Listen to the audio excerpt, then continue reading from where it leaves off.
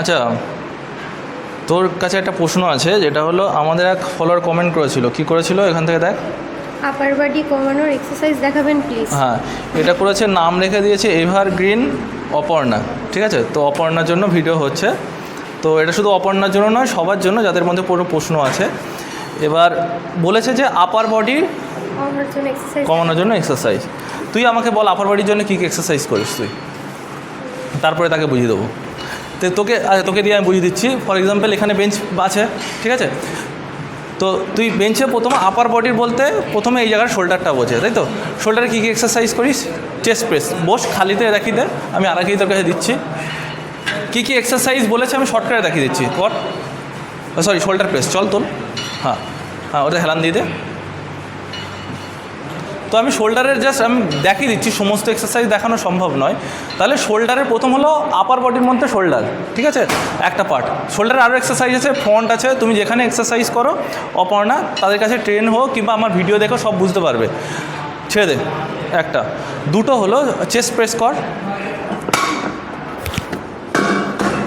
Chest press কর। পুরো যাবি কিন্তু, ওর সামনে যা।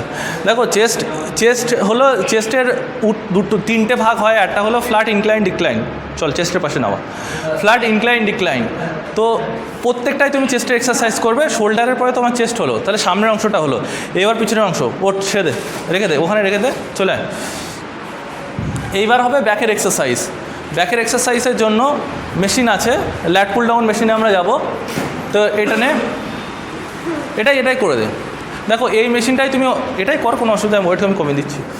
দেখো এই মেশিনটাই তুমি যে এক্সারসাইজ পারো সেটা করতে পারবে, ঠিক আছে? এটা close grip lat pull down হচ্ছে। ল্যাট পুল ডাউন কেন? ব্যাকের মাসেলের জন্য। মানে আমি বলতে চাইছি আপার বডি বলতে অপর্ণার এখান বুঝতে হবে, এখান থেকে এই পর্যন্ত। তো এই পর্যন্ত আমি এই পোর্শনটা দেখিয়ে দিয়েছি, সামনের অংশটা দেখিয়ে দিয়েছি, পিছনের অংশটা দেখিয়ে দিচ্ছি। এবার যদি আমি বেলির কথা বলি, তাহলে বেলির ছেড়ে দে তুই। এবার যদি বেলির কথা বলি, চল এদিকে আয়।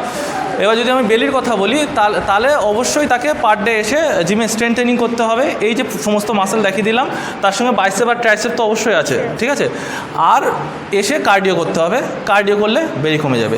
এবার অনেকের কী চিন্তা ভাবনা, তুই যেরকম জিমে আগে আসতিস, এর আগে অনেকে ভাবে যে মেয়েরা যদি জিম করে ছেলেদের মতো বডি হয়ে যাবে। তো যারা তোর ভিডিও দেখছে তাদেরকে আমি বলতে চাই, যে তোকে দেখে কি ছেলে মনে হচ্ছে?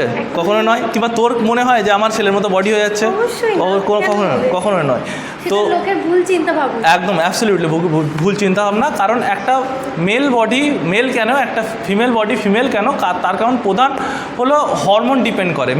মেয়েদের বডিতে প্রোজেস্টেরন আর ইস্ট্রোজেন হরমোন থাকে, যার সবসময় কাজ হলো ওই বডিটাকে আমি ফিমেল ধরে রাখবো। আর ছেলেদের বডিতে টেস্টোস্টেরন হরমোন থাকে, যার কাজ হলো ওই বডিটাকে সবসময় আমি স্ট্রং আর ছেলেদের মতোভাবে তৈরি করে রাখবো। তো যতই তুমি এক্সারসাইজ করো, মেয়েরা কখনো ছেলে হবে না, ছেলেরা কখনো মেয়েরা হবেও না, হবে না, ঠিক আছে? তো এইবার আমি তাহলে অপর্ণার আনসারটা দিতে পেরেছি। তাহলে অপর্ণা পার ডে এসে ছেলেরা যেরকম এক্সারসাইজ করে ঠিক সেরকম এক্সারসাইজ করবে। কিন্তু আমি বলতে চাই যে ছেলেরা যত হেভি ওয়েট নেয় সেটা দরকার নেই, তার যতটুকু ক্ষমতা ততটুকু। ঠিক বলেছি তো? তোর এক্সপিরিয়েন্স তুই বলতে চাস মানুষকে? আমি এটাই বলবো, যাদের যাদের ইচ্ছা আছে তোমরা আসতে পারো। আর অপর্ণার ব্যাপারে কিছু বলতে চাস যে এই কথাটা বললো আপার বডির ক্ষেত্রে? হ্যাঁ, তুমি আসতে পারো। যদি মনে করো যে ছেলেদের মতো বডি হবে, সম্পূর্ণ ভুল, আদৌ হবে না। আমি তো নিজে একটা মেয়ে, আমি নিজে করছি জিম অনেকদিন ধরে, অনেকগুলো মাস হয়ে গেছে। তো আমাকে দেখে তোমার কোনো দিক থেকে মনে হবে না যে আমার বডিটা ছেলেদের মতন হয়ে গেছে, একদমই না। তো লোকের কথায় কান না দিয়ে তোমার যদি মনে হয় তুমি করতে চাও, তো অবশ্যই এসো, দাদার সাথে এসে কথা বলো। আর আর বাড়িতে যদি পারো এক্সারসাইজ করো, আর তাদের এখানে এসো। Great. So to get this kind of information, follow our gym page and follow Marg Academy, where Marg made mind, Marg made Mazda.